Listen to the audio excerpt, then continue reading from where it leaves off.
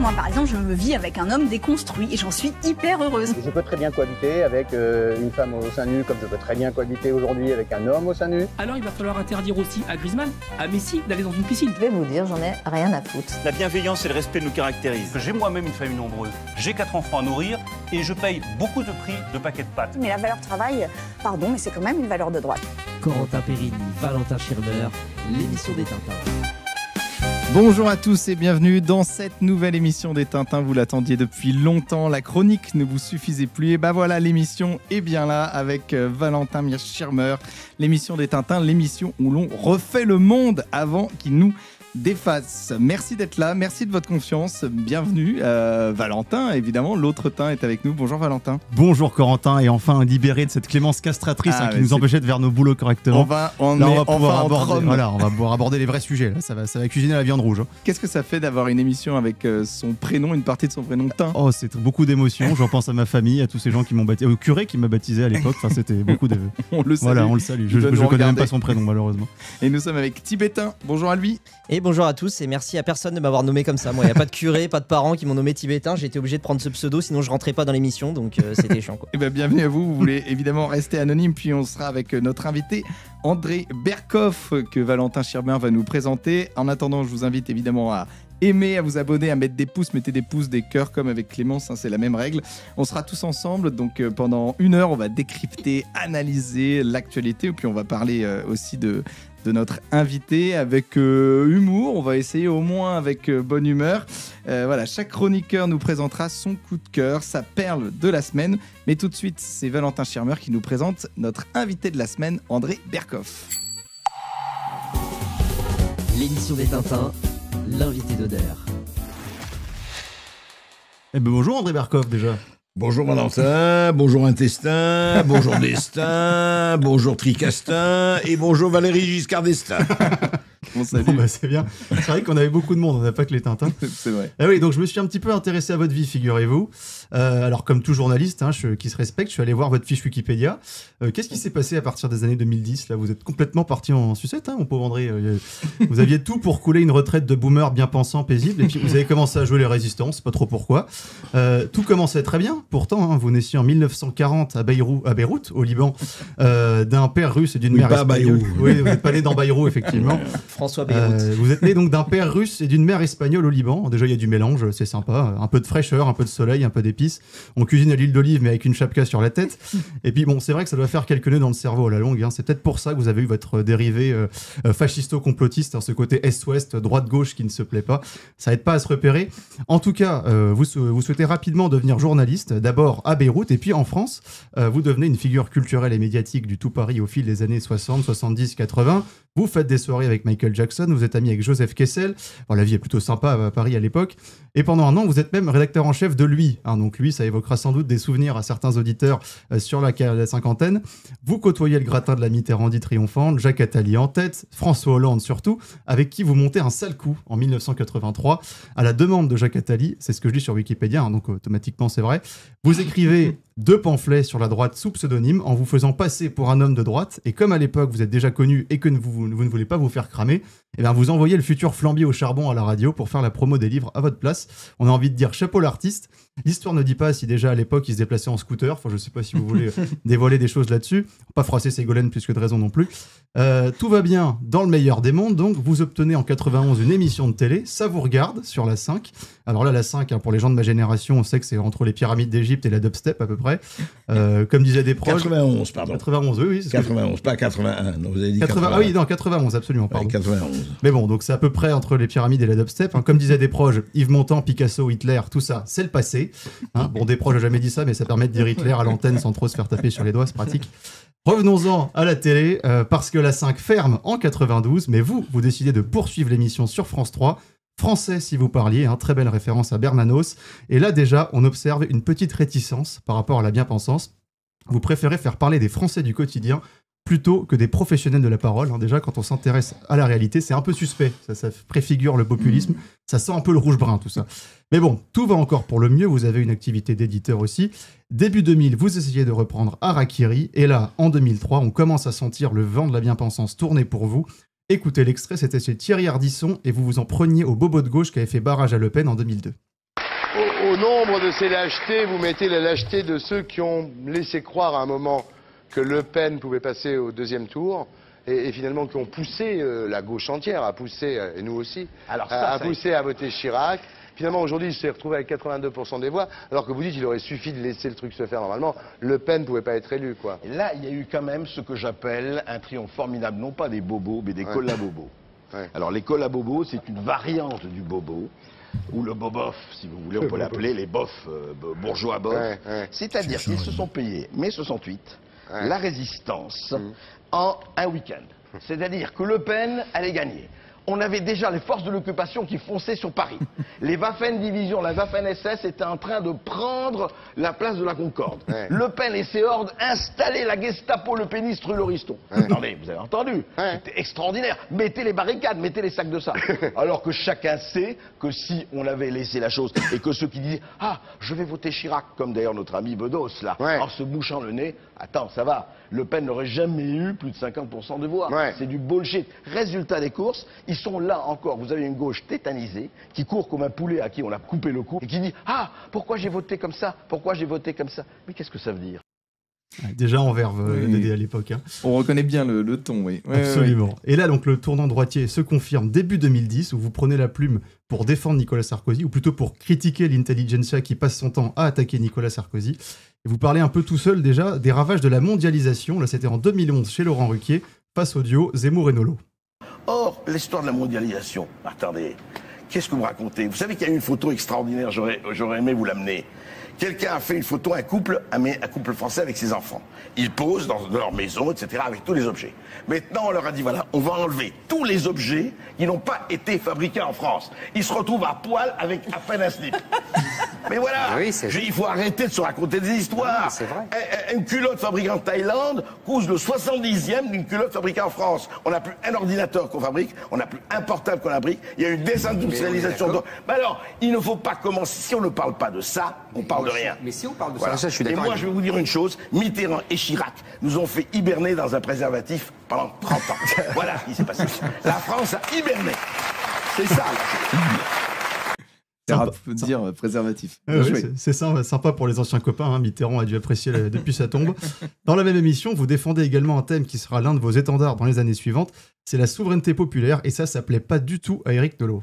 Attendez, vous n'êtes pas d'accord qu'un jury populaire n'est pas capable de pouvoir juger si quelqu'un a fait ça ou ça ou ça? Partout, mettons des citoyens dans absolument. toutes les bagnoles de flics. On est Que les citoyens contrôlent tout. Il y a un principe de délégation. Les citoyens ne siègent pas à l'Assemblée nationale, ils sont représentés. Eh bien, on a vu ce élus, qu'en est né le principe de délégation et de représentativité. Je ne conteste pas. C'est comme compétitivité, ça. Et si vous savez ce que vous êtes en train de dire? C'est Bertolt Brecht.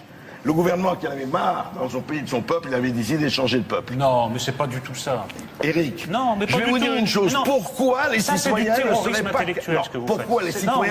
capables de participer à certaines instances? Et puis je vais vous dire pourquoi j'ai été un peu... Parce qu'ils sont représentés. C'est comme si vous me disiez flanquons Nicolas Sarkozy mais de deux citoyens.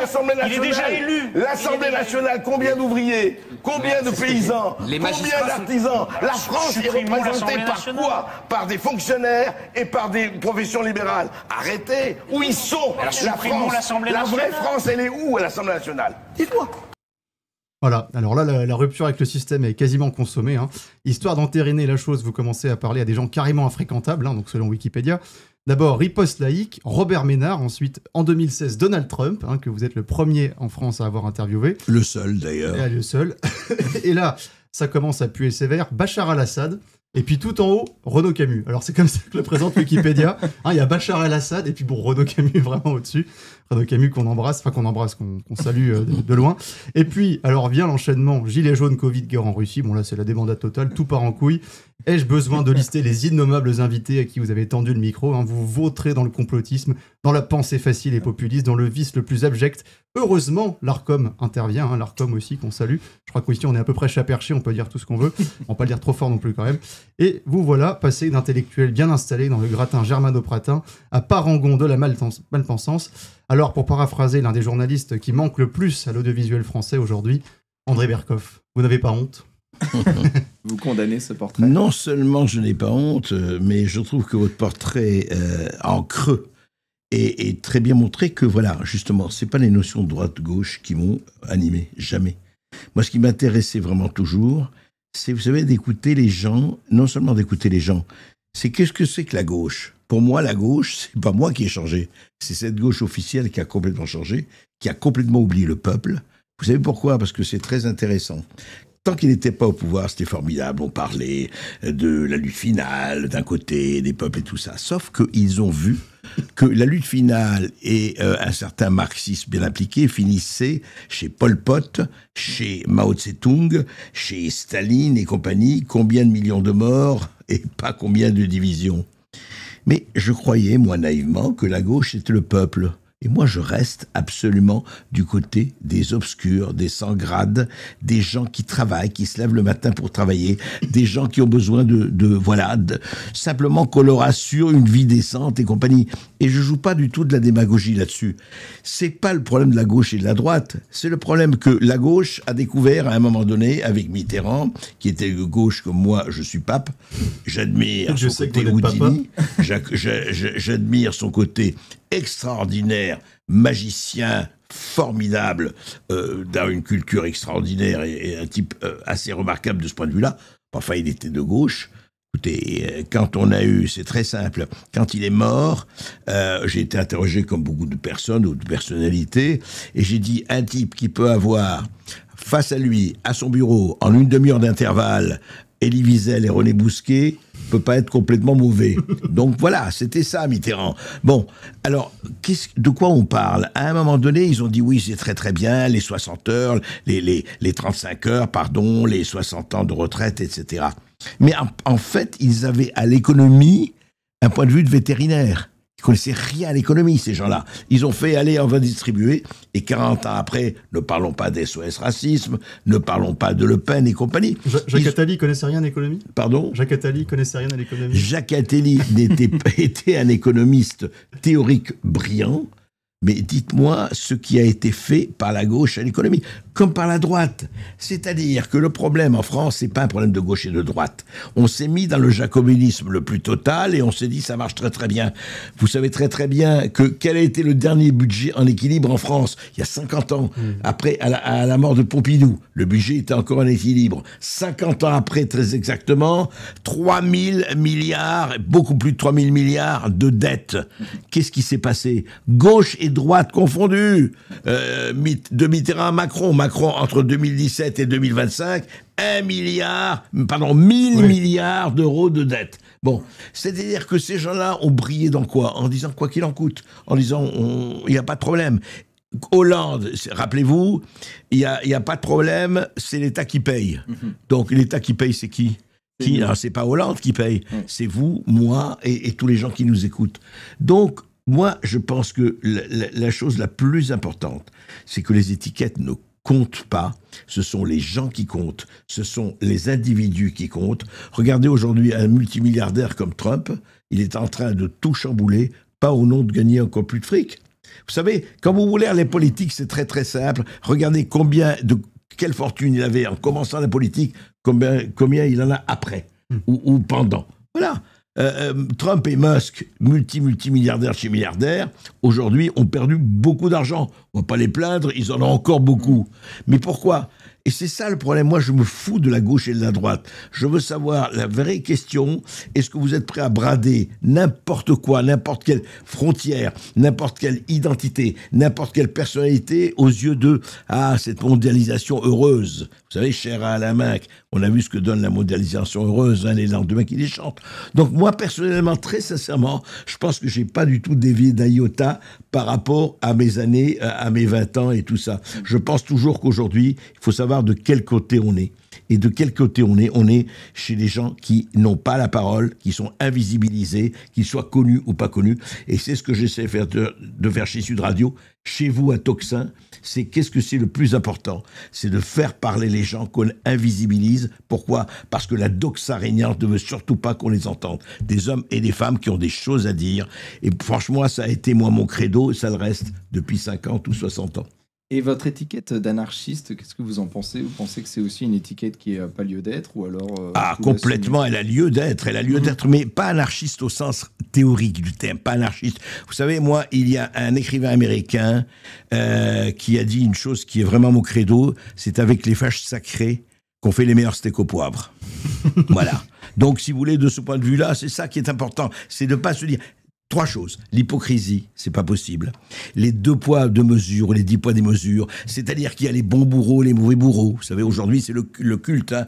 Il y a les bonnes victimes et les mauvaises victimes. Alors, on peut parler de cela parce que c'est dans mon camp. Mais alors, les autres, les massacres à côté, que ce soit au Yémen, en Afrique ou ailleurs, les femmes voilées. Ah oui, non, mais les femmes ont la liberté de se voiler. Sauf à Téhéran, où on les massacre et on les tue. Moi, c'est ça que je ne supporte pas. Ces bonnes âmes qui ont l'indignation à géométrie variable. Ça, c'est quelque chose que je ne supporte pas et que j'essaie de dénoncer à chaque fois. Eh ben, merci Valentin Schirmer pour ce beau portrait de Monsieur Berkoff. On va passer à la... Monsieur Serkoff. Ah non, mais ici, il est complètement fatigué. Je sens qu'il veut ma mort prochaine. Oui. Mais quand on voit comment il travaille pour vous, c'est très... Franchement, j'ai été témoin de choses dont je ne témoignerai pas. Mais... Monsieur Berkoff est avec nous, avec Valentin Schirmer. On va passer à la revue de presse des Tintins. La revue de presse des Tintins. La revue de presse des Tintins. Et on commence avec vous, Tibétain, pour votre revue de presse. De quoi oui, vous voulez tout à fait parler? Eh bien, je voulais parler des manifestations de ce dimanche. Parce que oui, dimanche 6 avril se tenait non pas une manifestation, non pas 2 manifestations, mais 3 manifestations et un meeting. Alors moi je savais pas qu'il y avait une règle, dès que la température dépasse 16 degrés et que l'indice UV est de 4 ou plus, on doit faire une manif en fait. Si c'est inscrit dans la Constitution juste à côté de l'avortement, vous verrez bien, c'est écriture 17, hein, donc vous pouvez pas le rater.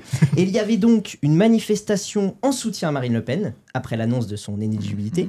Une manifestation contre la manifestation de soutien à Marine Le Pen, celle-là elle était organisée par les écolos. Et enfin, une manifestation organisée contre la manifestation qui manifestait contre la manifestation du RN. Non, je plaisante. Ça, c'était le meeting de Gabriel Attal à Saint-Denis. Bon, lui, il n'était pas dans le délire de contre.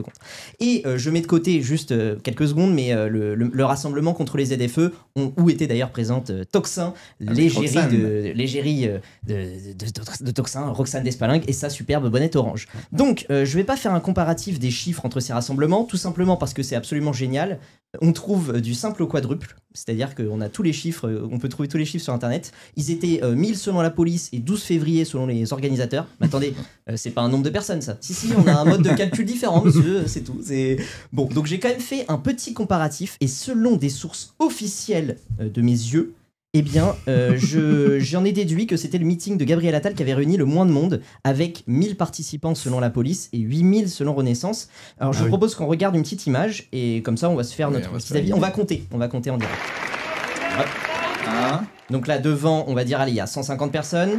Voilà, sur le côté, bon, c'est pas très large. Pas très large. 200, on va dire 200. 200 devant, mais vous inquiétez pas, elle va tourner la caméra. Voilà, bon, c'est un peu profond. Il y a, allez, 400, 500, 600, 200 sur les côtés. 200, ils font 600 sur les côtés. Il n'y a pas 8000. Non. C'est sûr, il n'y a pas 8000. 3 et 6 qui font 9, je retiens un. Écoutez, j'ai fait quelques stades de 8000 places. Là, clairement, il n'y a pas 8000 personnes. Et la TVA, allez où la TVA? C'est ça, ouais, j'ai pas compté les taxes. Putain, combien de personnes seront là en 2027 aussi? Il y a aussi ça. Oui, parce qu'il faut compter les gens qui sont viables, en fait. Alors, peut-être qu'il y a un buffet derrière et que tout le monde est en train de bouffer les petits fours. Marie Chantal, puisque je vous dis que c'est l'heure de la photo, mais c'est insupportable. Venez vous prendre en photo, enfin. Bon, attends, j'accélère parce que là, je fais gaffe. Corentin, figurez-vous, le chef du sablier, ne m'a accordé que 3 minutes pour cette chronique. Ah, c'est terrible. 2 minutes selon Corentin, 28 selon Tibétain. Du coup, j'ai décidé de faire un jeu, non pas des 7 différences, mais des 2 différences. Ça va aller plus vite. Alors, est-ce qu'en plateau et dans le chat, vous êtes prêts à jouer? Ouais, allez, c'est parti. Allez, on joue. Donc, le jeu des différences, ce sera entre la manifestation du Rassemblement National et sa contre-manifestation by les écolos. Alors, attention, c'est parti. Première vidéo.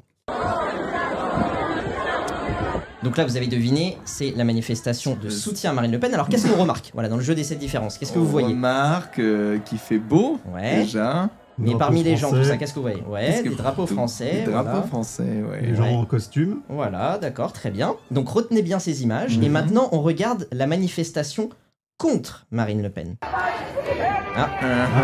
Alors, quelle est la différence? Des drapeaux français. Des drapeaux, des drapeaux français, des gens en costume. Et vous êtes daltonien, Valentin, ouais, non, c'est ça, ouais. Allez, comme je suis citoyen du monde, pour moi, j'ai tous les drapeaux. Bah, attends, c'est marrant ça. Alors là, moi je vois pas tant de différence. Non, il n'y a pas beaucoup de différence. Mais figurez-vous, là, je m'interroge. Donc j'aimerais qu'en régie, on me mette la photo du penseur de Rodin. Alors je suis con, c'est moi la régie, donc merde, faut tout faire ici soi-même. Là, c'est que je me dis, attendez, c'est une manifestation contre l'extrême droite, il y a un drapeau palestinien. Bon, là, j'ai pas totalement saisi le drapeau, pourquoi pas. Le lien est pas évident. Oui. Surtout, je me souviens, moi, de la polémique avec le youtubeur Thibaut InShape à propos du drapeau français dans sa salle de sport. Est-ce que vous vous en souvenez de cette polémique? Oui. Est-ce que vous pouvez la résumer, vous les journalistes? Vous vous souvenez de cette polémique? Pas du tout. Alors, bon, je la résume. En gros, en août 2022, Thibaut InShape avait accroché un drapeau tricolore dans sa salle de sport et il avait été accusé par certains internautes de promouvoir des idées d'extrême droite. Et en réponse, Thibaut InShape avait défendu son geste en déclarant que l'amour du drapeau français n'était pas synonyme de racisme. Ouais, parce qu'il faut le préciser, hein, c'est important. Et il y avait notamment eu cette réaction absolument phénoménale de Camille et Justine. Elles avaient publié ceci, on les écoute. Si ton arrière-fond de vidéo c'est un drapeau de la France, pour moi ça veut dire que t'es un facho. Il n'y a pas de débat. Parce que sinon, il n'y a pas de raison de mettre un drapeau de la France. Mais non, mais là il y en a qui vont te répondre, on peut quand même être patriote. Oui, mais c'est pour ça que c'est le cumul. Mais c'est vraiment le cumul de tout. C'est même pas que ça. Mais non, mais parce que je pense qu'aujourd'hui, et d'ailleurs c'est un argument qu'utilisent les fachos dans le temps, qu'il est patriote. Mais on devrait être fiers de notre drapeau. Bah non, on devrait être fiers de notre drapeau comme si c'était possible. Non mais enfin, c'est un signe de reconnaissance entre fachos. Il n'y a pas de débat. Alors bon, vous allez peut-être me dire, oui, Tibétain, t'abuses, ce sont des influenceurs isolés. Très bien, très bien. Alors écoutons une représentante politique qui est créditée de 3 à 6% d'intention de vote dans les prochaines présidentielles. Il s'agit de Marine Tondelier, on l'écoute. L'affaire du meurtre de Jamel Benjala, qui est à Dunkerque et qui a été assassiné par le chef dans le Nord des Brigades Patriotes du Nord, qui est un groupe fasciste, un groupe Telegram avec beaucoup d'inscrits. Chez lui a été retrouvé une vingtaine d'armes, dans son coffre une arme chargée, une machette, des drapeaux de la France, des drapeaux de la France, des drapeaux de la France. Et il a assassiné donc... Ah oui, non mais des drapeaux de la France. Eh oui, avec des drapeaux de la France. Donc je résume. Ça va vite, hein. Je résume. Le drapeau de notre pays, c'est un signe 1. de reconnaissance entre fachos. 2. Un élément aggravant pour un criminel, au même titre qu'une arme chargée, qu'une machette. Voilà, c'est au même niveau. En gros, le drapeau tricolore, c'est une arme catégorie 1 pour Marine Tondelier, si vous voulez. Posez le drapeau, monsieur, et levez les mains en l'air. Il n'est pas chargé, il n'est pas chargé. Rassurez-vous, monsieur le commissaire, c'était un drapeau blanc. Ok, on a donc rien à craindre. Un drapeau en blanc. Bon, conclusion. Drapeau France, pas bien. Drapeau d'un autre pays, bien. Celui de la Palestine, en l'occurrence, c'est top. Et quand bien même dans ce pays il se passe des folies, ça paraît quand même assez intéressant ce raisonnement par rapport au drapeau. Donc j'en profite qu'André Berkoff, qui en a vu d'autres, soit avec nous pour qu'il nous explique comment on peut tenir ce raisonnement. Oui, non, c'est très rigolo, c'est ce que Thibaut a fait. Mais franchement, c'est très grave aussi. Et ce qui est grave là-dedans, au-delà de l'anecdote et au-delà de ce que disent ces deux rachidiques du bulbe, là, les petits, là. Oui, les influenceuses. Il y a le dernier neurone qui se bat avec l'avant-dernier, mais c'est intéressant. D'ailleurs, j'ai beaucoup aimé son bas, là, sa chaussette devant, là. C'était très bien, oui. Ah oui, en fait, sa chaussette était dans la tête, elle l'a dégagée, là, pour se tondre un peu. Non, vraiment quelque chose, quand on en arrive, alors qu'on voit tous les pays du monde qui exhibent, et la plupart, leur drapeau, en Amérique, vous allez en Amérique, vous avez un drapeau américain à chaque maison, devant chaque maison, etc. Et quand en France, si vous osez poser un drapeau sur votre balcon, vous êtes traité à la droite d'Adolf Hitler, je crois qu'il y a quelque chose qui me paraît vraiment... Sérieux, c'est quoi? Cette espèce de masochisme de repentance, cette espèce de culpabilité permanente, cette espèce d'idée, la France, ouais, ça n'existe pas. Non, les autres pays, ça existe, les autres pays, c'est formidable, qu'ils soient nationalistes, qu'ils soient identitaires, qu'ils soient indépendants, c'est parfait, sauf... chez nous. Alors chez nous, c'est évidemment un brevet de fascisme, hitléro, etc., la réduction à l'hitlérum qu'on connaît. Mais je crois qu'on a envie d'en rire, et c'est vrai qu'on a envie d'en rire, et on en rit. Mais de peur d'être obligé d'en pleurer, parce que franchement, ça traduit quoi? Ça traduit, est-ce qu'on a envie de faire de ce pays une maison de passe? Est-ce qu'on a envie d'être un open bar où n'importe qui pourrait venir, etc. Il y a un problème. Je crois que quelqu'un, on l'aime ou on l'aime pas. Elon Musk disait, vous savez, un pays, ce n'est pas seulement une géographie, c'est un peuple. Si vous laissez effectivement 500 000 personnes, 5 000, on est 8 milliards sur cette terre. Il y a 2 milliards qui vont se mettre là, sauf que ça change complètement la physionomie de ce qu'on est. Alors il faut savoir, moi je suis totalement pour tous les peuples, que chacun vive à sa manière, etc. Mais si je suis l'héritier d'une civilisation, de mœurs, d'une indépendance, d'une manière de vivre, moi j'ai envie de vivre avec mon vin, mon boursin, etc. Voilà. On n'avait pas remarqué ça. Hein? Vous avez remarqué, oui, exactement. Je veux dire, cette espèce, la culture, quand je voyais... Mais vous comprenez que ça commence comment? Quand vous avez un chef d'État qui dit il n'y a pas de culture française, le chef de l'État français qui dit il n'y a pas de culture française, il y a vraiment un problème. Moi, je voulais savoir ce qu'il a dans sa tête. Il n'y a plus de sentiment d'appartenance. Oui. Donc, c'est ça le problème. Et je crois que c'est très grave. Et vous savez qu'un jour, dans une manifestation, je pense que Thibault n'a pas dû avoir l'image, ou en tout cas, on ne peut pas tout avoir en même temps. C'est qu'il y avait une manifestation, je crois que c'était à Lyon, il y avait une femme qui avait un drapeau français, la police lui a enlevé le drapeau en disant « Attention, trouble à l'ordre public oui. ». Trouble à l'ordre public en France. Oui. Donc il y a un vrai problème, et tant qu'on sera dans le côté « Attention les gars, moi je ne suis rien, vous savez, vous n'aurez pas ma haine, vous n'aurez rien, je suis avec mes petites marches blanches, mes petits bijoux, mes petites fleurs », et Imagine de John Lennon, eh ben, je ne sais pas si on va avancer avec ça. Là, on sent le Libanais, enfin l'origine libanaise qui parle quand même. On sent que l'expérience du Liban vous a forgé. L'expérience du Liban, honnêtement, qui a envie que les communautés... Vous savez, moi j'ai connu le Liban fabuleux. Moi, c'est mon pays de cœur. Je l'ai vu comment dirais-je, en multiculturalisme et coexistence extraordinaire dans les années 60-70 et s'exploser en communautarisme total et sanglant dans les années de 70 à 95. Pourquoi? Parce que les signes positifs se sont transformés en signes négatifs, parce qu'il y a toujours des gens pour attiser la haine communautaire. Et il faut savoir, vous savez, c'est pas par hasard qu'on parle de la France archipélisée, c'est pas par hasard qu'un Gérard Collomb, paix à son âme, ancien maire de Lyon, disait on était côte à côte, maintenant on est face à face, etc., etc. Il faut savoir, si la France doit devenir une espèce de... Regardez ce qui se passe en Angleterre, hein, il n'y a pas qu'en France. Si on veut attiser cela, il y a un problème de masse critique. Bien sûr qu'il faut accueillir des étrangers, et Dieu sait si on les accueille, et on les accueille bien. Mais jusqu'à quel point au moment... Et vraiment, c'est un problème où vous changez de peuple. Alors, est-ce que c'est ça qu'on veut, le changement de peuple? Ben, il faut savoir à quel prix. Et puis justement, ce drapeau français peut être une bannière qui rassemble tout le monde en fonction de... Enfin, sans différence de...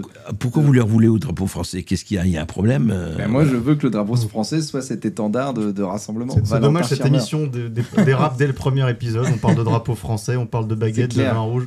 Pardon, moi je pensais vraiment venir pour vanter le progrès et pour vanter la post-société. Non, mais et je tombe sur un vieux... Pardon, j'adore, vous êtes le dernier Je vais gauchiste. commencer à m'énerver. Mais oui, attendez, si j'avais été sur les barricades en 68, je toucherais peut-être une meilleure retraite dans 60 ans. Si vous avez été sur les barricades, vous auriez un coup de pavé dans la gueule et vous ne seriez pas là. Donc, considérez-vous comme heureux, là. Vous n'étiez pas sur les barricades en 68? Si, comme tout le monde. Comme tout le monde, bien sûr. T'es sur les barricades, on s'envoyait des trucs et simplement on draguait les filles après, on s'amusait beaucoup. Vous étiez plus sur la drague de filles, alors. C'est sûr. La drague de filles, alors. C'était plus ce qui vous a marqué de l'époque. Oh, les deux. Non, ce qui m'a marqué de l'époque, c'était la fête. Ce qu'on oublie complètement de dire, que mai 68, il y avait les gauchos, les trotskos, tout ce que vous voulez, etc. Et puis il y avait l'autre côté, les Occidents, les Guts, tout ça, ça se bagarrait. C'est rien. Vous savez, quand De Gaulle a sifflé à la fin de récréation parce que la CGT voulait une chose, les augmentations de salaire, et quand les étudiants sont venus dire la classe populaire, allez, vous allez prendre le fragile anténarde de la révolution, et la classe ouvrière a dit attendez, nous on veut partir en vacances et que le salaire augmente. Voilà. Et puis ils l'ont eu, et puis c'était fini. Mais c'était extraordinaire, vous savez quoi, on se parlait. Ce qui était formidable, c'était des grandes vacances. On a eu 2 mois de grandes vacances, et au bon sens du terme. On se parlait partout, on se réunissait, et c'était le vrai problème. Et vous savez, on a eu ça 50 ans après avec les Gilets jaunes. Dites-vous bien qu'avec toutes les différences, que 1968 et 2018 avaient beaucoup plus de points communs qu'on ne peut croire dans les rassemblements. Dans les points communs, il y avait le fait que ça rassemblait de toutes les classes populaires. Ça rassemblait des gens de toutes parts, de tous genres, de toutes catégories, etc. Et des gens qui disaient, attendez, il y a des choses qui vont pas. Alors, il y avait les bourgeois, il n'y avait pas de problème d'argent pour les bourgeois. En revanche, il y avait le peuple avec qui les problèmes d'argent, on les connaît. Mais ils disaient, écoutez, ça ne va pas, on se sent pas bien. Et aujourd'hui, le problème, c'est que, comme il n'y a pas de direction, où est-ce qu'on habite? Où sont les repères? Il n'y a pas de repères. Alors on se débrouille, chacun dit, bon écoutez, moi je m'en fous, je vais me débrouiller. Mais retenez jamais cette légende berkoffienne extrêmement importante. C'est que quand on fait l'autruche, quand on met sa tête dans le sable, et qu'on dit, moi, je veux rien voir, moi, il y a ma famille, mes copains, le reste, j'en ai rien à faire. Sauf qu'une autre partie de votre anatomie est ouverte à tout vent, et quand le choc arrive, ça fait mal. Eh ben oui, il fallait laisser la tête hors du sable. Voilà. C'est une morale lafontainienne. Et on en revient donc à Gabriel Attal, et donc Thibaut, on boucle la boucle avec Gabriel Attal. Votre apparentement, je vous le laisse, mon cher Valentin. Voilà, on condamne évidemment les fins de carrière. les propos de Valentin Schirmer. Merci, merci Tibétain. On est passé du drapeau français à mai 68, comme souvent. Voilà, on divague, mais on va passer à la chronique de Valentin. Vous vouliez nous parler de quoi aujourd'hui? Alors moi, Valentin, je voulais causer un peu ZFE. Vous savez que Tocsin était l'un des premiers médias à couvrir la manifestation, et face à la grogne populaire qui explose sur ce sujet, le gouvernement il s'est dit tiens, je vais envoyer la meilleure sur les plateaux télé pour démonter les horribles mensonges des populo-démagos et remettre l'église au milieu du village. J'ai nommé Agnès Pannier-Nununaché. Allez, c'est cadeau. Il y a aujourd'hui que l'agglomération de Lyon et que l'agglomération de Paris qui font l'objet de restrictions de circulation de par la loi pour les voitures critère 3, c'est-à-dire que ça concerne 650 000 véhicules. Ça ne concerne pas les millions qui ont été envoyés comme ça à la face des Français. Et je comprends que ça les inquiète. Mais parce que vous considérez que les 600 000 véhicules, c'est les 600 000 véhicules des personnes qui habitent à Lyon ou à Paris. Vous ne prenez pas en considération les voitures des habitants des autres villes qui éventuellement pourraient venir à Paris ou à Lyon. Alors, je précise une chose. C'est là qu'on arrive à des millions de voitures. Je précise une chose, c'est que quand vous traversez parce que vous allez voir votre fille ou vous allez faire du tourisme, vous avez le droit de circuler avec votre voiture, quand bien même elle serait critère 3. Merci. Bon, 45 secondes de mensonges. C'est pas encore au niveau de Gabriel Attal, mais ça joue le maintien en Ligue 1. Premièrement, il y a bien 25 métropoles touchées par les ZFE. Simplement, l'obligation de sanctionner par les policiers n'est pas encore entrée en vigueur, mais la loi est bien en place. Et deuxièmement, les habitants de banlieue sont bien concernés. Alors peut-être pas pour aller voir grand-mère, mais au moins pour ceux qui travaillent tout simplement en métropole et qui doivent s'y rendre la journée. Là, faudra raquer, mais rassurez-vous parce que le gouvernement a tout prévu, et notamment pour les plus démunis. Écoutez. Sociaux, les habitants des logements sociaux. Ce sont aussi les moins riches. Alors, d'abord, les moins riches, ils n'ont pas de voiture. Voilà, tout simplement. C'est réglé. Donc, ils ne font pas partie du problème. C'est génial. Pour un gouvernement anti-russe, ça fait très soviétique quand même. Et vous faites quoi contre la pauvreté? Nous n'avons pas pauvreté. Niveau connexion, élite citoyen, il y a encore un peu de progrès à faire, n'est-ce pas André Berkoff? Alors là, écoutez, c'est une des phrases qui restera comme l'appel du général de Gaulle et autres. Vraiment, Agnès Pannier-Runacher, là, atteint les sommets. Oui, c'est vrai, quoi. Si vous êtes pauvre, vous n'avez pas de voiture. Alors si vous êtes pauvre, vous ne pouvez pas vous déplacer. Attendez la charité, attendez le RSA, et puis taisez-vous. Voilà. Non, mais c'est formidable que quelqu'un puisse à un moment donné, ministre, direz-moi, vous savez que témoin, les riches n'ont pas de voiture, donc on ne se pose pas. C'est formidable, ça traduit extraordinaire, soit un décollage rétinien ou un décollage neuronal qui arrive à des degrés vraiment zoologiques, soit elle ne sait absolument pas ce qui se passe dans ce pays. C'est formidable quand même arriver à ce stade. Ah oui, mais bon, les pauvres, de quoi vous parlez, les gueux, comme disait l'autre. Non mais c'est formidable. C'est très bien que les pauvres n'ont pas de voiture.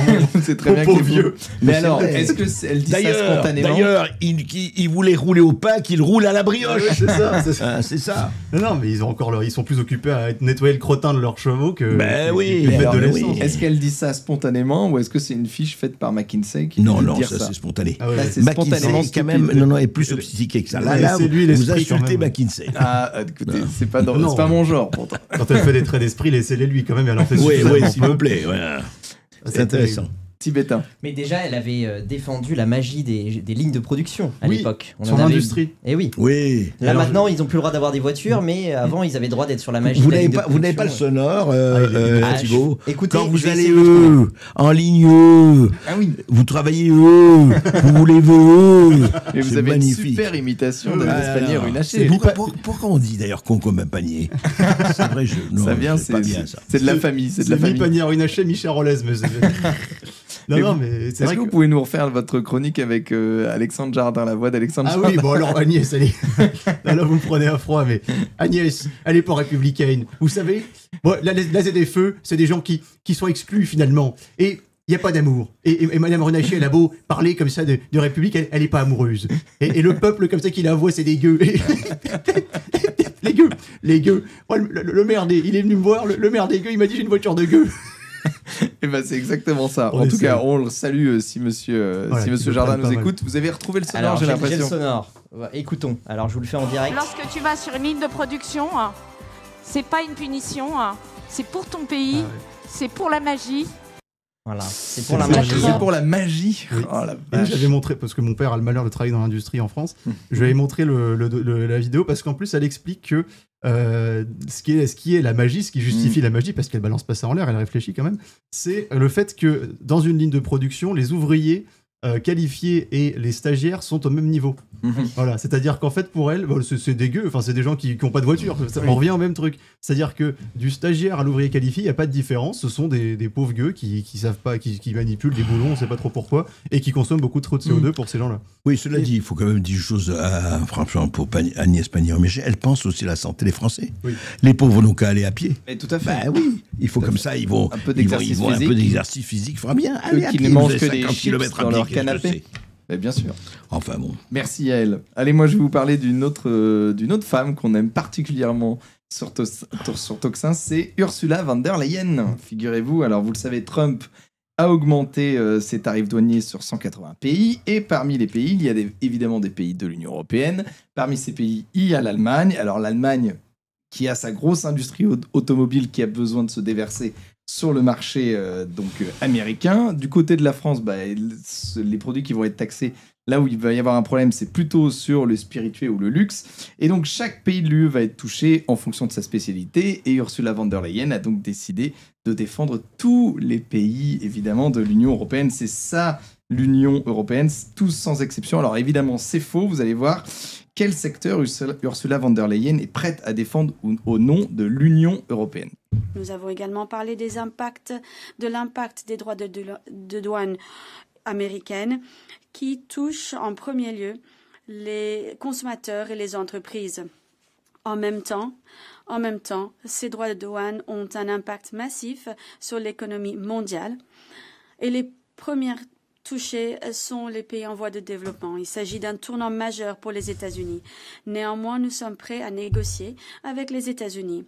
Nous avons d'ailleurs proposé des droits de douane de 0 à 0 pour les biens industriels, comme nous l'avons fait avec d'autres partenaires dans le passé. Voilà, donc nous sommes prêts à négocier des droits de douane de 0 à 0 avec les biens industriels pour sauver les intérêts de l'Allemagne, de l'Union européenne. Excusez-moi, ma langue a fourché, de l'Union européenne. Alors, qu'est-ce que vous pensez de cette décision de l'Union européenne, André Berkoff? Est-ce vraiment une décision pro-UE? Écoutez, je vous rappelle que 48 heures plus tôt, Ursula von der Leyen sonnait la résistance. Oui, il n'est pas question de se laisser faire par ces salauds de Trumpistes, nous allons répliquer, etc. Et puis, elle s'est trouvée fort dépourvue quand la bise de la réalité fut venue. Elle se dit, oui, mais d'accord, mais on va négocier quoi? À partir du moment où on a envoyé toute une industrie en Chine et ailleurs, à partir du moment où nos multinationales payent leurs impôts en Irlande et que nous, on reçoit rien, à partir du moment où on lui a montré à cette chère Ursula la réalité, mais tout occupé à faire des SMS à Albert Bourla, le PDG de Pfizer, qui l'occupait tout le temps 47 milliards de dollars, dont on n'a toujours pas la source héritable où c'est passé. Vous devenez tout rouge, André, là, faites attention. Non, mais c'est formidable, les contrats, on les connaît pas. Hein, bon. Donc, Ursula von der Leyen, c'est extraordinaire. C'est-à-dire qu'aujourd'hui, ce n'est que le début. On voit très bien où Trump est en train de casser la baraque et pourquoi il la casse. Toujours pour le bien de l'Amérique, il faut le dire. Enfin, soyons clairs, il a été élu pour ça, donc lui, il se bat pour ça. Mais nous, c'est extraordinaire, mais nous, où y sont-nous? Attention, on est déjà sur le front russe. Avant d'avoir les emprunts russes, hein, nous, c'est ça. Starmer, il est déjà sur la ligne Siegfried ou la ligne Poutine. Je veux dire, on est en train de faire de formidable. On est attention, hein, Poutine. Et on va voir, tu vas pas t'en sortir comme ça, pauvre russe à la con. Et en même temps, alors c'est extraordinaire, c'est qu'avec l'Algérie, on envoie notre ministre des Affaires étrangères, il va là-bas, ça s'est normalisé. Qu'est-ce qui a normalisé? Qu'est-ce qu'il y a de nouveau? Non. L'Algérie dit, écoute, on va continuer comme ça, au QTF, on va en prendre 6, etc. C'est-à-dire que ce qui est extraordinaire, c'est que vous voyez, et le fond du problème, c'est que vous avez des dirigeants qui vivent dans un narratif à eux, dans une véritable histoire montée à eux, et le réel, on n'en a rien à foutre de réel.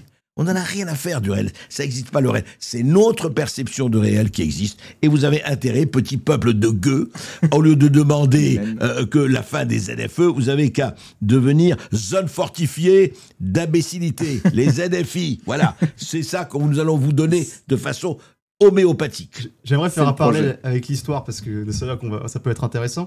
Ce côté, d'abord on montre les muscles et puis ensuite on se rend compte que la réalité nous dépasse. Il y a un côté Paul Reynaud, nous vaincrons parce que nous sommes les plus forts en 1939. Je trouve que c'est aussi ce front populaire de 36 qui a désarmé la France. Alors la France se désarmait avant, mais en tout cas qui a participé, qui a tenu ce discours-là, et puis qui, dès que l'Allemagne commençait à envahir la Pologne, s'est retourné dans le bellicisme, alors que tout était fini du point de vue des capacités de défense. Et puis ça finit, alors que, comme le dit un chapitre d'un livre très politiquement correct qui est Les décombres de Lucien Rebattet, ça finit avec les armées de la Dordogne. C'est-à-dire finalement le désarmement et puis la honte, mais toujours en voulant garder cette face aux yeux de je ne sais qui. Oui, après il y a eu effectivement le masochisme, Pétain, nous avons ces mensonges qu'ils ont fait tant de mal. Mais le problème, c'est la ligne Maginot.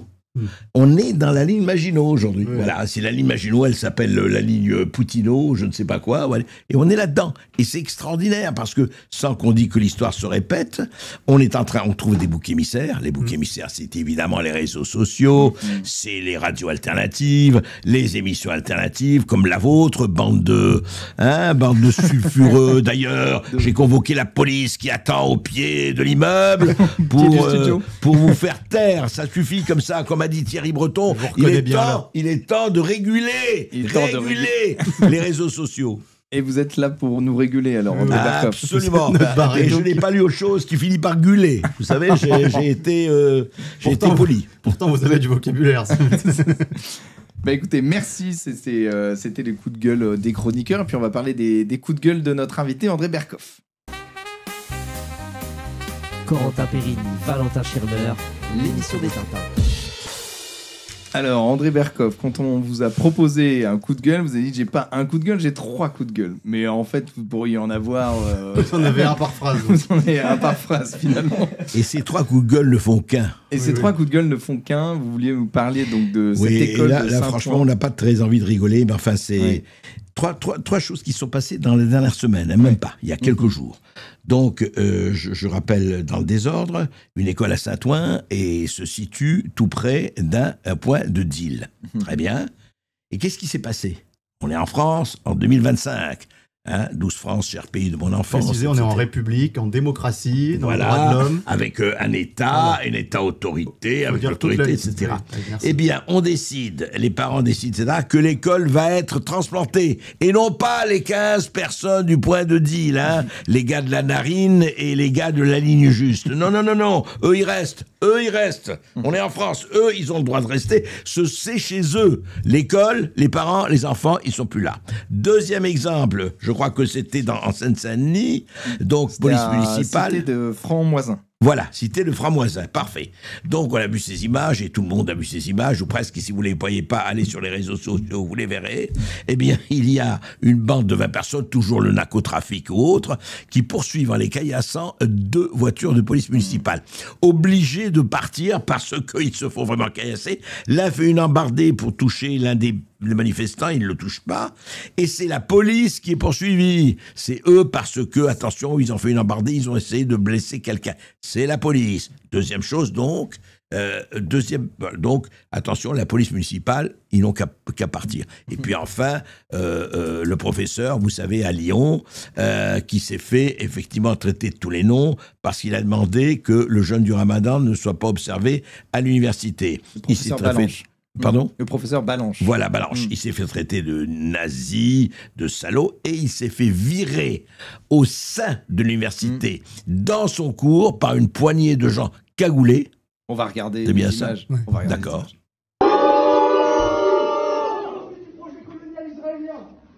Bon, il est en train de prendre ses affaires, je pense qu'il a très bien compris qu'il ne pourrait pas argumenter. Mais c'est pas la seule chose. Donc là, il s'en va. Ce monsieur est Vous allez voir il va essayer de partir. Malheureusement, c'est pas fini. Forcé.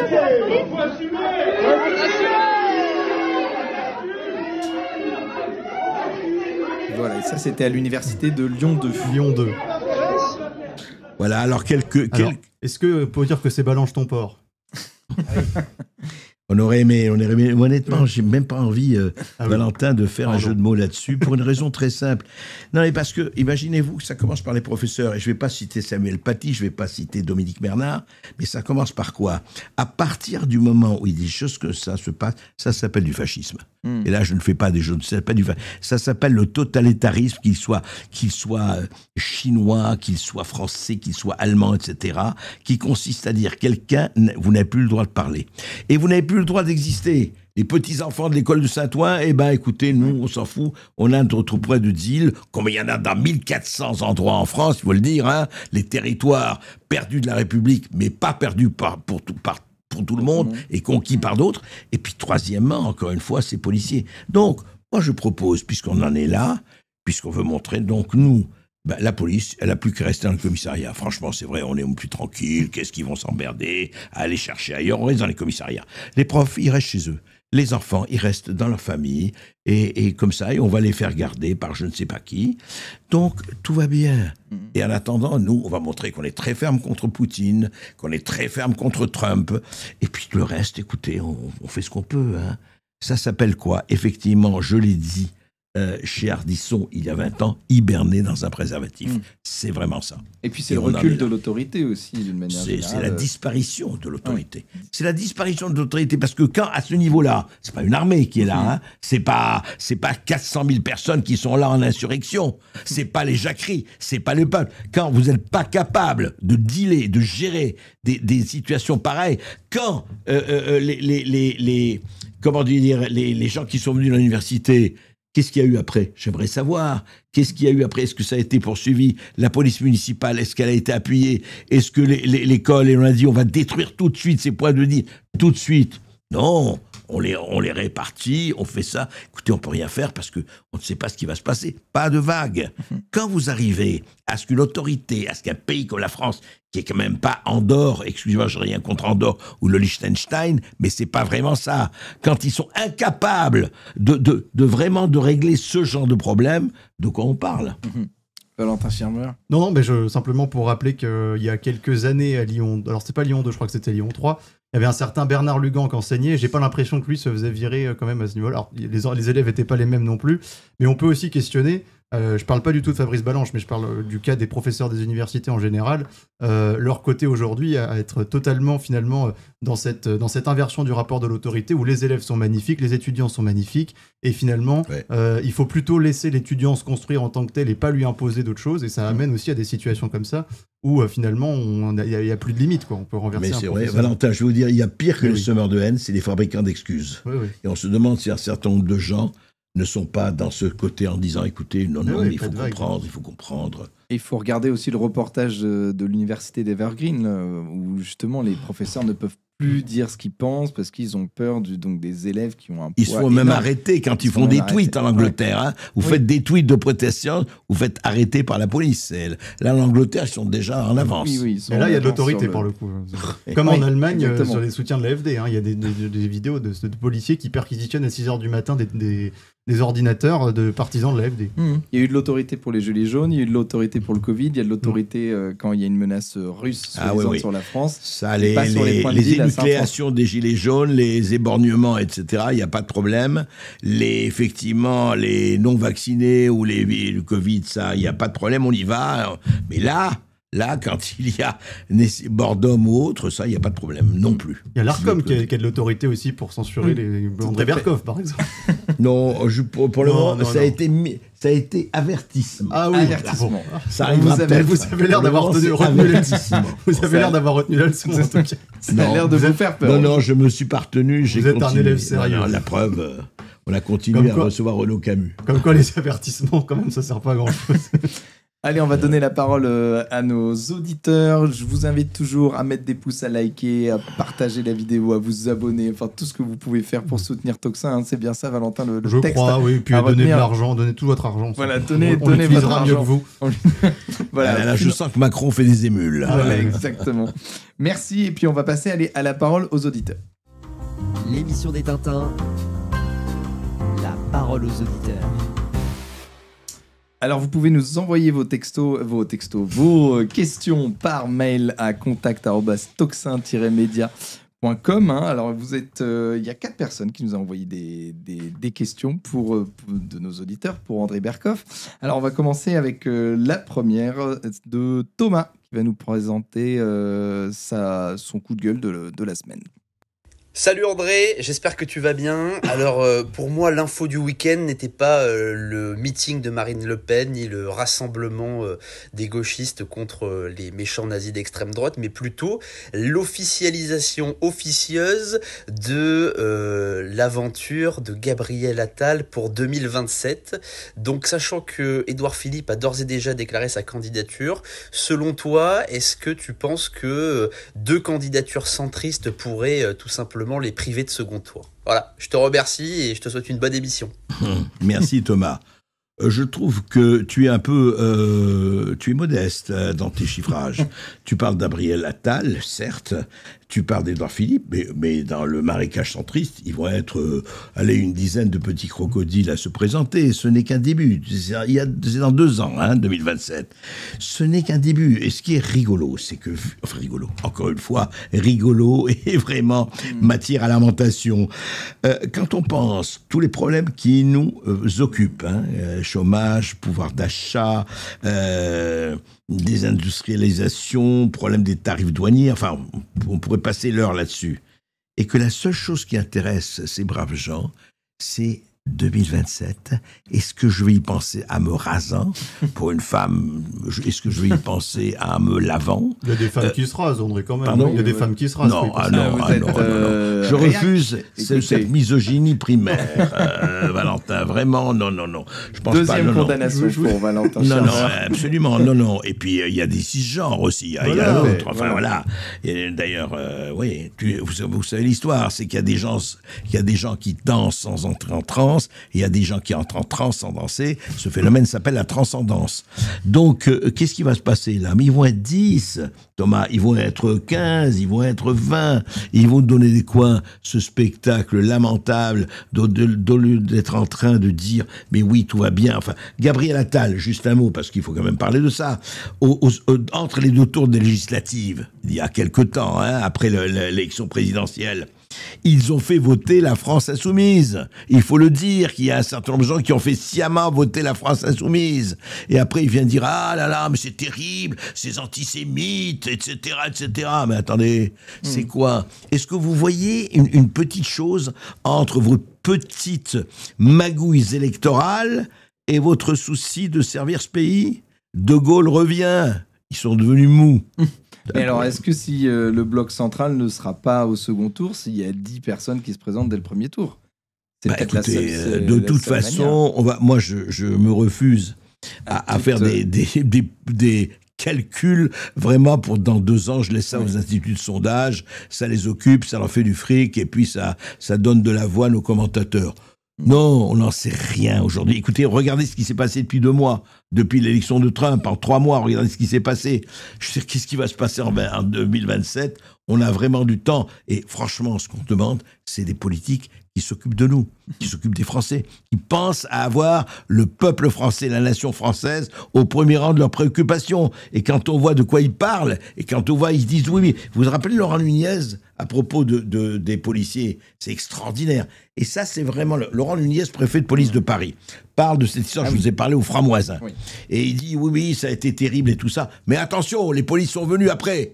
On ne laisse rien passer, mais ils sont passés, vous savez, c'est le fascisme ne passera pas, oui, ils sont passés. Ils sont déjà passés, l'imagine. Et c'est extraordinaire, c'était Arletty, vous savez, quand elle a été condamnée parce qu'elle avait eu des petites histoires avec un officier allemand, bon. Et elle a dit, alors, qui n'en a pas eu quand je dis petites histoires. Oui, bon, écoutez, elle a eu les cheveux courts. Qu'est-ce qu'elle a fait, histoire de cul, et ça la regarde. Et puis, alors, le juge lui disait, enfin, Arletty, vous êtes la plus grande vedette française, vous avez couché avec un Allemand. Elle a dit, écoutez, monsieur le juge, on disait, on les aura, eh bien on les a. Voilà. Oui, et puis le cœur des femmes est au vaincu. Non, mais c'est une. Non, c'est vous une avez le phrase droit, simple. vous avez le droit. Ça va, j'ai le droit, ça. Merci. Ça, vous Non, avez le mais droit. Valentin va encore se faire traiter de misogyne complet, mais c'est pas grave. Voilà. Donc moi, je suis là pour condamner. Voilà, je condamne. Bravo. Donc ça Vous êtes- va. vous êtes- Après, Vous avez remarqué comment il tire son épingle du jeu. C'est toujours ça. Il dit oui, ça c'est Valentin. Et oui, Berkoff, il vous envoie devant avec Renaud Camus, Voilà, avec Texas, il vous moi, envoie dans la je ne merde. mêle pas de ça. Et derrière, et moi, je ramasse le buzz. Et il dénonce à l'Arcom Tout en derrière. dénonçant. J'ai vu vos mails que vous avez envoyés. C'est pas dit. Après, est-ce que mon cœur est de votre côté ou pas, ça personne ne le saura Ouais, jamais. ouais, bah écoutez, Oh, demandez à écoutez, Renaud votre Camus. cœur vous appartient. Renaud Camus est plus renseigné que nous à ce sujet. Alors sur Attali, pour rester dans le même sujet. Ah, qu'est-ce que je faut que je raconte sur Attali Sur Attal, pardon. Ah oui, sur oui, Attal, sur Attal, présidentiel. Non, moi, ce qui Non. me choque, c'est que je trouve, André disait que il nous faut quelqu'un qui incarne et qui donne un sens au peuple français. J'ai l'impression que le problème, il est même plus politique, il est hormonal. C'est-à-dire qu'on a au-delà on a même plus de personnes à qui s'identifier. Sur le plan humain, sur le plan des comportements, on n'a que des petits Parisiens qui sortent d'école de commerce. Gabriel Attal, vous dites qu'il y pense en se rasant, je suis pas sûr qu'il se soit encore rasé, le pauvre. Et donc, on se demande à qui on peut ne serait-ce que s'identifier, à qui on peut déjeuner en fait. Vous savez, Alexandre Astier disait moi je ne travaille qu'avec des gens avec qui j'aime bien déjeuner. Nous on aimerait bien voter avec des gens avec qui on aimerait bien déjeuner aussi. Et là on n'a personne, c'est-à-dire que dans la classe politique actuelle du RN jusqu'à l'extrême gauche, et à la limite pour le coup celui qui peut-être a le plus de bagou, et je dis ça avec vraiment, je ne partage pas du tout ses idées politiques, c'est Jean-Luc Mélenchon. C'est-à-dire que lui au moins il a une gouaille, il a quelque chose, un parler populaire. Alors il s'est enfermé dans les dérives qu'on connaît, mais tout le reste, humainement, c'est-à-dire qu'on ne sait même plus, il n'y a plus de personnes qui incarnent le passé comme il y a vraiment une rupture là, à ce niveau-là à partir de Sarkozy, quoi. Je trouve que avant cela, je pense que André peut nous éclairer sur les personnes qu'il a côtoyées à l'époque, les Pasqua, tous ces gens-là, en fait, étaient beaucoup. Au moins, on pouvait discuter avec eux. Ils parlaient aux Français moyens. Et même Zemmour, qui avait une candidature où il revendiquait quelque chose de civilisationnel, quand il arrivait pour caresser le cul des vaches, comme on dit, personne n'y croyait parce qu'effectivement, il parlait de Victor Hugo, il parlait de la France du fumier, quoi. Oui, mais je crois qu'au moins, en tout cas, il avait au moins, il parlait de Victor Hugo. Le vrai problème, vous savez, aujourd'hui, c'est les passe tous, faut pas non plus généraliser, c'est l'absence totale d'épaisseur, l'absence totale de culture. Et je parle pas seulement de culture littéraire, etc., de culture, au vrai sens du terme. De nourriture, de terroir. Voilà, le problème, une tête de veau à la vinaigrette dans la classe politique d'aujourd'hui. Ce sont des Playmobil, ce sont des Pokémon. Ce sont des Pokémon et certains transgenres, j'allais dire. Mais c'est ça, vous n'avez pas d'épaisseur, vous n'avez pas... Ouais, effectivement, j'ai connu Pasqua, Mitterrand et d'autres. On aime, on n'aime pas, on était d'accord. Mais il y avait une épaisseur. Vous parlez des gens, effectivement, avec qui on a envie de déjeuner, avec qui on a envie de dîner, bien sûr. Alors, il y a un Philippe de Villiers qui a ça, qui a de la culture. Encore une fois, quel que soit ce qu'on peut penser lui, il y en a quelques-uns. Sauf que ceux-là, oui, Mélenchon aussi, mais enfin Mélenchon est tellement... Vous savez, Mélenchon, son problème, c'est qu'il s'est enfermé dans une espèce de je ne sais pas comment dire, de schizophrénie ou d'autisme électoraliste. Lui, il ne pense qu'à une chose, parce qu'il a l'âge qu'il a, il veut arriver second à la présidentielle, il veut arriver au deuxième tour de l'élection présidentielle 2027. Donc, je ne parle qu'électoralisme. Il n'est que électoraliste aujourd'hui. Non pas qu'il s'en fout, il est sûrement sincère, mais il n'est que dans cette obsession. Mais on aimerait des gens qui aient un tout petit peu de hauteur. Je veux dire, qui sortent de ce marigot, quel qu'il soit. Eh ben, il n'y en a pas beaucoup. Vous voyez, parce qu'on n'a même plus, même dans la classe artistique, dans l'entre-deux-tours, on a que des artistes qui appellent à voter pour Macron, à faire barrage au FN, alors qu'ils reviennent pour la plupart de Los Angeles pour les entre-deux-tours pour donner des leçons de morale. Ouais, mais vous savez ce que c'est la classe artistique. Ici, la pétition avec l'addition. Voilà. Mais on fait ça au restaurant, allez, amenez-moi l'addition et la pétition et je signe les deux, quoi. Voilà. Donc, je sais même pas, je ne peux même pas donner de nom de personnes connues au-delà de la classe politique qui ait de l'épaisseur.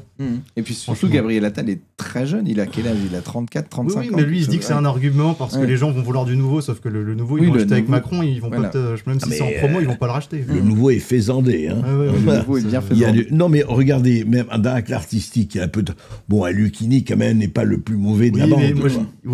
Mais culturellement, d'accord, mais à un moment, il faut aussi quelqu'un qui parle. En politique, c'est autre chose. Il faut un type qui puisse entrer dans un bistrot. Et moi, je connais personne aujourd'hui qui sait entrer dans un bistrot en tant que politique. Qui demande une tête de veau à la vinaigrette. Voilà, ça, c'est important.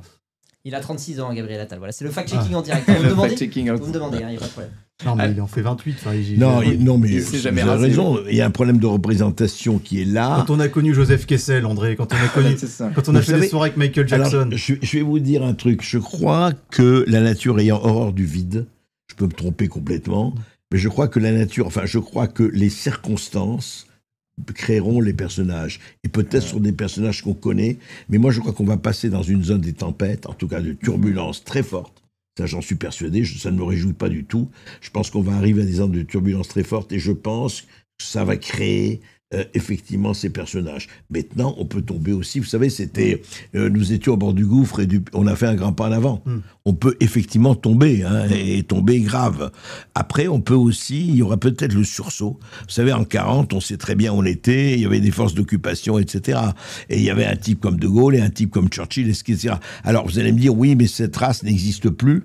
Je ne sais pas, on verra. Moi, je suis de nature optimiste et j'aimerais que surgisse le ou la personne, un homme ou une femme, ou un groupe qui sera nous tirer de là. Maintenant. Et puis, dernière chose que je voulais dire, mais ça dépend de chacun d'entre nous. Je dis ça à tous les gens qui nous écoutent, qui ne croient pas que oui, mais on va attendre. Non. Si vous faites rien, vous allez avoir rien. Vous allez mériter, nous allons mériter ceux pour qui sont là. Vous allez être responsable. Oui. Absolument. Moi, je dis qu'aujourd'hui, nous avons les hommes et les femmes politiques, eh bien, on les mérite si on ne fait rien pour empêcher cela. Non, et puis c'est ce que ça rappelle d'ailleurs les sondages qu'on suivi la condamnation de Marine Le Pen. Alors peut-être qu'on pense qu'on veut des sondages, mais en tout cas ils étaient très favorables à la condamnation de Marine Le Pen. Est-ce que si un personnage similaire à Trump émergeait en France, est-ce qu'il serait ne serait-ce que reconnu par le peuple français? Est-ce que le peuple français n'est pas encore trop frileux, encore trop baigné dans le confort, encore trop baigné dans le conformisme? Et c'est la stratégie du RN, c'est de la dédiabolisation.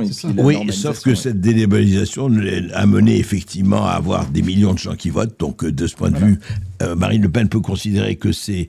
Sauf que là, maintenant, c'est allé trop loin. On n'est plus dans la période d'il y a 20 ans. Encore une fois, on est en 2025 et aujourd'hui, je crois qu'une certaine radicalisation s'impose. Pour moi, c'est très simple. Alors, l'Amérique n'est pas la France, loin de là, mais il faut jamais oublier que Trump a été élu sur son programme qu'il a claironné pendant 6 mois. Il a parlé que de ça. On peut pas dire qu'il fait ce qu'il a dit qu'il allait faire. Alors après, on aime, on n'aime pas, c'est notre problème. Et il a eu le vote populaire.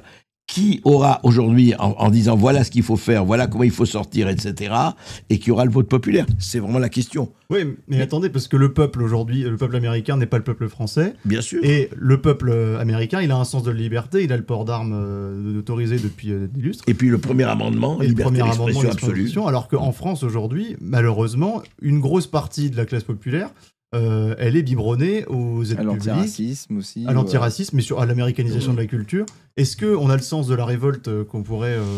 voilà, je sais pas. Moi, c'est vrai. Valentin, écoutez, l'histoire de France apprend, maintenant, est-ce que c'est peut-être fini? Allez-y, qu'à un moment donné, il y a eu, qui aurait dit en 1788 qu'il allait avoir la prise de la Bastille? On peut penser ce qu'on veut. Il y a les révoltes, il y a les jacqueries, il y a eu 1848, il y a eu 1871, il y a eu... Maintenant, est-ce que le peuple français, et c'est vraiment quand De Gaulle dit les Français sont des veaux, est-ce que c'est fini, c'est définitif? Est-ce qu'on est lobotomisé? Est-ce qu'on veut surtout pas bouger, qu'il n'y ait pas de vague? Est-ce que ceux qui vont avoir bac plus 10 ou bac plus 15 vont s'en aller, comme beaucoup s'en vont, en disant bon ben écoutez nous, et puis les pauvres ou la classe moyenne déjà complètement squeezée et s'aimer et vraiment touchée, est-ce qu'ils vont rester là ou pas? Donc tout est possible. Effectivement, on est à un moment charnière, d'ailleurs, de l'histoire de l'Europe, etc. Le micro est juste là. Oui, non, j'ai essayé de vous convaincre. Non, mais je sais bien. Est-ce qu'on est à un moment charnière de l'histoire? C'est vrai. Et ça, franchement, on va pas jouer les voyants dans le marque de café. On verra ce qui va se passer. On verra. Mais vous savez qu'il n'y a jamais eu autant de saints catholiques après la Révolution française. Donc, vous voyez, on pensait qu'il n'y aurait plus de foi catholique, que tout allait s'effondrer. Et puis voilà, le père Ini fait son obélisque. Ah, le père Ini, on est bien, le père Corentin. Faudra que j'aille pour ça me confesser d'ailleurs. Oui, voilà, mais juste après l'émission. Pour toucher mon salaire du mois, bah oui, c'est quand même. Allez, on va passer à une autre question d'auditeur. C'est Fatima qui nous pose une question sur les médias alternatifs. Monsieur André Berkoff, je souhaitais vous poser une question concernant les médias. Alors, pas seulement mainstream, mais globalement. On constate depuis la Covid notamment qu'il y a une recrudescence des médias alternatifs. Parce qu'on se détourne un petit peu des médias mainstream, comme on les appelle communément depuis quelque temps. Et juste savoir, pour vous, quel est l'avenir des médias en général et comment vous percevez la métamorphose des médias de toutes sortes. Merci pour votre réponse. Eh bien, merci pour votre question, parce qu'elle est effectivement très, très importante. Écoutez, moi, ce que je peux vous dire, hein, je vous parle de 20 ans que les moins de 40 ans, d'un temps que les moins de 40 ans ne peuvent pas connaître. Moi, j'ai commencé dans la presse où il y avait encore le marbre. C'est-à-dire qu'on faisait avec les plombs. Moi, à l'Orient de Beyrouth, j'étais rédacteur en chef culturel, j'avais 20 ans. On mettait, vous savez, les plombs, la morasse, qu'on appelait la morasse, pour imprimer. Moi, donc c'était l'écriture hiéroglyphe? Non, vous avez quand même déjà le... Non, c'était hiéroglyphe. Ah oui, d'accord. Non, il y avait, c'était François, c'était la grande époque du grand François, c'était l'époque des journaux. Et c'est vrai que ce qui est intéressant, c'est ce qui s'est passé. Alors, qu'est-ce que c'est 50 ans de ce point de vue? C'est rien. Et qu'est-ce qui s'est passé? Eh bien, il s'est passé que, effectivement, pour des tas de raisons, il faudrait faire une émission entière là-dessus. On est dans une autre... Par exemple, moi, je peux vous dire, je lis pratiquement très peu de journaux écrits, de pièces écrites, et je suis sur les réseaux alternatifs. Pas pour faire jeune, pas pour faire moderne, mais simplement aujourd'hui, l'alternative a gagné. Pourquoi?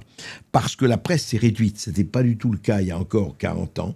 Vous aviez vraiment une presse d'opinion extrêmement variée. Du temps de De Gaulle et de Pompidou, c'est vrai que la radio et la télévision étaient très orientées gouvernement. La télévision, d'ailleurs, dit Pompidou, c'est la voix de la France, donc on n'a pas le droit de toucher. Et puis il y avait une chaîne, deux chaînes. Oui, 2 ou 3 chaînes maximum, et une chaîne pendant très longtemps, 2 chaînes pendant très longtemps. Donc là, il n'y a pas... En revanche, la presse écrite, presse papier, était extrêmement, mais vraiment... Aujourd'hui, la différence s'est rétrécie. Vous avez 7 personnes qui tiennent toute la presse, la radio et la télévision, il faut quand même le savoir. Ils sont 7 en France. Et je ne parle pas du service public, c'est encore autre chose. Donc, il y a Guy de Lafortelle, il y a Martial Bild de TV Liberté. Oui, voilà. Non, mais effectivement, et il y a les réseaux alternatifs. Et les réseaux alternatifs, ce qu'on appelle alternatifs, j'aime pas beaucoup ce mot, pas des réseaux alternatifs. C'est simplement qu'il fallait, et c'est là où la technique et je dirais, et la politique se rejoignent, la métapolitique, il fallait effectivement crever cette espèce d'espace clos et fermé où la doxa fonctionnait à peu près complètement. Je ne veux pas dire qu'il y avait que la Pravda, mais il y avait quand même, il y a une opinion majoritaire très forte. Il y a des gens, et vous le savez très bien, vous êtes bien placés pour le savoir, moi aussi, qu'on invisibilise. On les entend pas, on veut pas les entendre. Il y a peu d'endroits, mais il y en a heureusement où on les entend. C'est ça aujourd'hui qui change. Et donc, quand on veut se renseigner, moi je suis très frappé par ça. J'ai une émission, comme vous le savez, quotidienne sur Sud Radio. Comment les gens réagissent? Parce que les gens vont partout maintenant. Ils ne se contentent pas d'aller, je vais lire mon Figaro, mon Monde, etc. Ils le lisent, mais ils vont ailleurs. Et sur ça YouTube notamment. Pardon? Sur YouTube notamment, où il y a une proposition. Bien sûr, YouTube et tous les réseaux alternatifs. Enfin, je dirais, tous les réseaux, je ne sais pas comment on peut les appeler, parallèles ou autres. Pour moi, vous savez, il y a une chose très intéressante. Je ne sais pas qui disait, je ne sais pas si Musk disait, maintenant vous êtes les médias.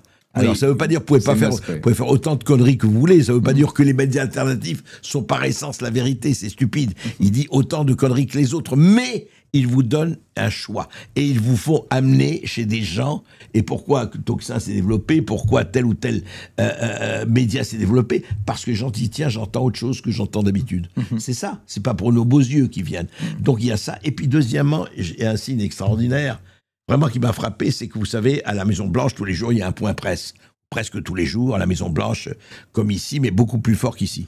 Eh bien, une fois par semaine maintenant, c'est les podcasteurs et les blogueurs et les TikTokers. Ils sont 400 à venir écouter Catherine Leavitt, la porte-parole du gouvernement Trump. Ils ont remplacé les journalistes. Absolument, c'est une fois par semaine, il dit non, c'est fini, il n'y a pas les journalistes mainstream, il y a les autres.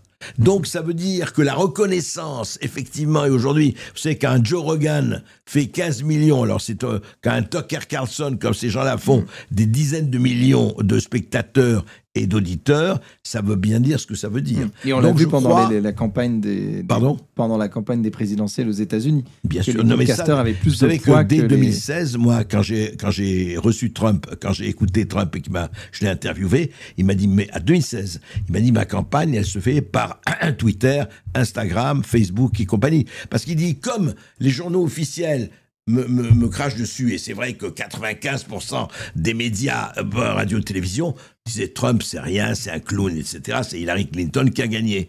Donc, il est allé où sur les réseaux sociaux? Il a fait ce qu'on appelle la désintermédiation. C'est très important. C'est-à-dire que les médias, ça a bougé, et on est en 25 aujourd'hui, donc 9 ans après, 8 ans à 9 ans après, eh bien, on a vu le passage.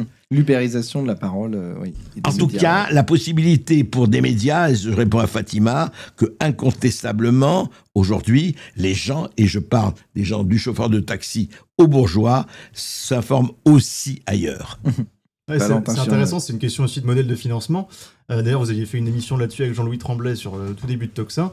C'est-à-dire que on revient à des médias qui sont contrôlés et financés par les gens qu'ils écoutent. C'est-à-dire que à l'époque des années 80, vous avez quand même vécu une période bénie du journalisme où il y avait des financements. D'ailleurs, je ne sais pas si vous voulez raconter une anecdote, vous avez fait quand même le tour du monde avec des palaces, mais quand même ça montre que c'était une époque bénie où le journalisme était libre parce que justement, il était en position de force aussi financière. Tout à fait. C'est-à-dire les journaux, Valentin, appartenaient aux journalistes. Ouais. Le Monde appartenait à ces journalistes, à la société de rédacteurs. C'est plus le cas. L'Express, n'en parlons pas. Quand je vois l'Express où j'ai travaillé 8 ans, quand je vois ce qu'il est devenu aujourd'hui, ça n'a strictement rien à voir. Parce que maintenant, c'est vraiment les actionnaires qui détiennent le journal plus que... Écoutez, qui paye commande. On ne passe raconter des histoires. Et avant, c'était pas le cas. Enfin, c'était moins le cas. C'était beaucoup moins le cas. Je ne dis pas... Quand je dis qui paye commande, ça ne veut pas dire que les journalistes sont tous en rang. Mais je vais vous dire que, et ça, on ne peut pas leur jeter la pierre. Vous êtes journaliste, vous avez femme et enfants, vous avez une famille à entretenir.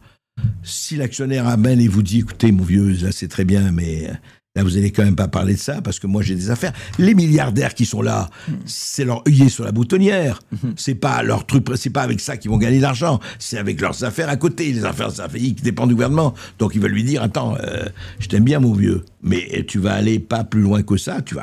On va avoir de la variété. Mais est-ce que vous avez déjà eu ça dans un de vos anciens journaux? Écoutez, moi, la chance que j'ai eue, c'est de changer énormément. Je n'ai jamais été, à part l'Express, j'ai travaillé pour l'édition, j'ai pas eu ça vraiment de façon très claire. J'ai pu avoir ça, mais franchement, je ne suis pas resté très longtemps. Vous voyez, j'ai eu un statut d'indépendant très très tôt et je l'ai gardé. Donc j'ai eu la chance, hein, mais c'est de la chance. J'ai pas une famille nombreuse. Je sais pas si j'aurais fait. Et vous savez, quand je veux être un peu méchant, je dis, vous savez, si vous voulez savoir un journaliste indépendant d'un journaliste qui est obligé d'eux, ben c'est très simple. Vous regardez la télévision et vous regardez le coup.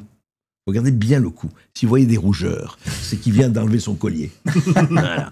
Et que donc on lui donne le collier, la laisse, on lui dit écoute, tu peux gambader un peu, mais jusque-là, après, fais attention. Donc, encore une fois, ne généralisons pas. Je dis, il y a des journalistes qui font très très bien leur boulot, y compris dans la presse mainstream, vraiment, qui font des enquêtes, qui font des choses formidables. Après, voilà, c'est une question de courage et de... Dans la presse mainstream, vous trouvez des noms, là.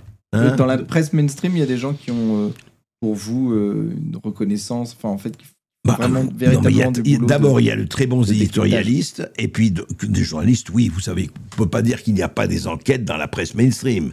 Après, je ne peux pas vous citer parce que c'est dans des domaines très divers. Mais encore une fois, le vrai problème, c'est quand vous dénoncez, pardon, bien, je vais donner un anti-exemple, Anne-Laure Bollen, vous savez, la cinéaste, etc., qu'on a reçue ici. Anne-Laure Bollen, elle a fait son travail de reporter. Mais comme elle ne disait pas ce qu'il faut dire sur Russie-Ukraine, elle ne disait pas ce que la Doxa doit dire, elle a été invisibilisée. Sauf dans certains médias. Mais elle était invisibilisée. Ça, le problème, c'est que quand vous dépassez la chose, on dit, attendez, faites attention. Autre exemple, Corinne Lalo, qui travaillait pour TF1 avant, et qui a été... qui a écrit un très Corinne bon livre. Lalo, excellente journaliste, excellente reporter. Non, il y a des gens, il faut le dire, encore une fois, ils existent et ils sont en nombre, qui font leur travail. Mais je dois dire que c'est plus difficile, c'est tout. Je ne veux pas dire que c'est impossible. On n'est pas à la Pravda, c'est pas vrai, on n'est pas en Corée du Nord, on n'est pas en dictature. Pas non plus raconter n'importe quoi. Mais voilà, il y a des limites. Il y a des limites. Et heureusement qu'il y a les médias alternatifs. Valentin, vous vouliez conclure quelque chose? Non, j'avais des noms qui me venaient en tête. Marc Andevelde, Eric Stemlen. Comme on est un petit peu sulfureux, c'est toujours bien de dire qu'on les apprécie parce que ça les met dans la merde. Mainstreamise et eux, ça les. Non, je condamne. Ils vont dire non, j'ai rien à voir avec ces hommes. Avec ces gueux, avec ces ploucs. Et puis d'autres, non, c'est vrai. J'ai pas en tête là, mais il y en a beaucoup. Oui, il y a des vrais enquêteurs. On va finir avec une dernière question d'auditeur. Il s'appelle Guillaume, il voulait vous parler de la liberté d'expression, André Berkoff. Bonjour Monsieur Berkoff. J'avais une question au sujet de la liberté d'expression en France. On a vu que récemment, Éric Zemmour a été condamné à 10 000 € d'amende pour avoir déclaré que le maréchal Pétain avait sauvé des juifs. Est-ce que selon vous, ce type de condamnation est justifié ou bien êtes-vous pour une liberté totale d'expression? Êtes-vous par exemple pour la suppression de la loi Pleven et de la loi Guesso? Ou êtes-vous pour une restriction de cette liberté d'expression comme c'est le cas actuellement? Merci beaucoup. Merci de votre question. Là, je vais être très franc avec vous. Moi, je suis pour une liberté d'expression indivisible. Je trouve qu'effectivement, c'est scandaleux, comme d'autres, que Éric Zemmour ait été condamné pour avoir dit ce qu'il a dit. On peut dire, on n'est pas d'accord avec vous, on peut dire, vous mentez, vous avez une fake news, mais on ne peut pas le condamner pour avoir dit ce qu'il a dit sur Pétain. Je trouve ça... Mais c'est la base. C'est-à-dire qu'à partir du moment... Qu'est-ce que c'est le problème? Le problème, c'est la loi. Moi, la liberté d'expression s'arrête... commence l'appel à la haine, l'appel au racisme, l'appel au massacre et l'appel à, effectivement, à supprimer quelqu'un. Supprimer quelqu'un, je ne dis pas spécialement physiquement, mais supprimer quelqu'un dans son être. Eh bien, il y a des lois pour ça. Il ne s'agit pas de supprimer la loi. La liberté d'expression, c'est pas la liberté de dire n'importe quoi et de dire ce salaud, il trompe sa femme ou il est pédophile et je vais aller le tuer. Ça, c'est lamentable. Et ça, il doit être condamné et sanctionné. Et on devrait le faire beaucoup plus souvent que ça parce qu'on ne le fait pas, ça. En revanche, que quelqu'un exprime une opinion, vous savez, sur telle ou telle chose... Moi, ce que j'aime, effectivement, j'aimerais que la Constitution française, qu'on change tous les 2 mois, eh bien, adopte le premier amendement de la Constitution américaine. Liberté d'expression sacrée. Voilà.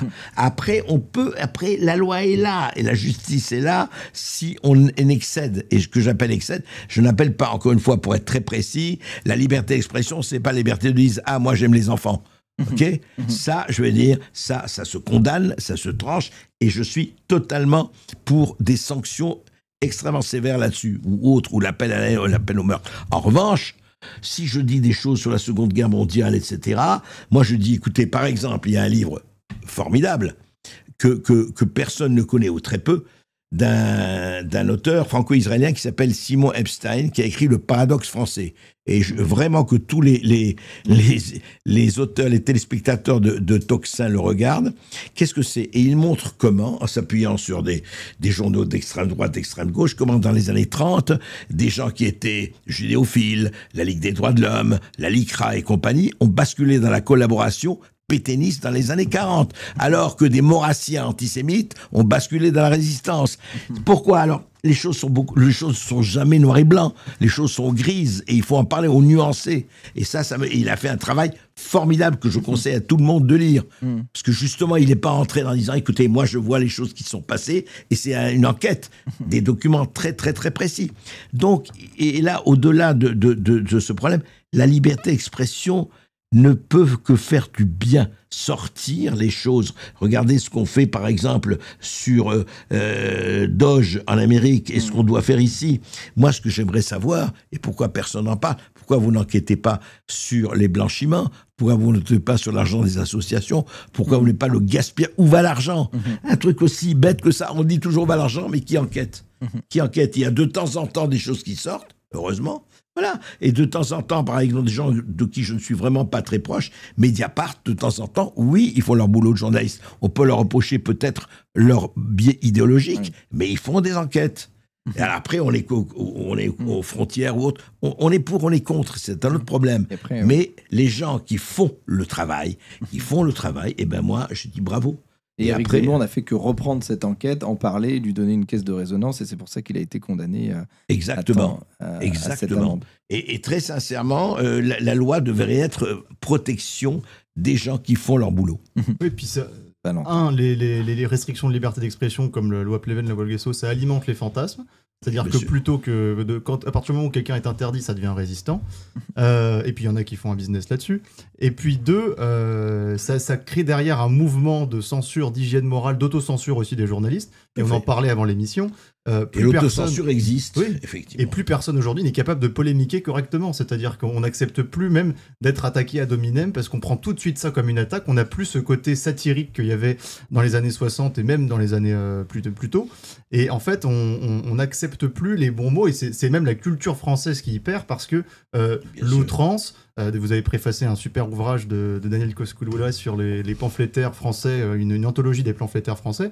On est effaré par l'effondrement, ne serait-ce que du niveau culturel, stylistique, parce que l'outrance, parce que l'argot, parce que l'insulte, c'est fait partie de la culture française. Bien sûr. Et on parlait de ce Jean Galtier-Boissière qui appelait Abel Bonnard Gestapette.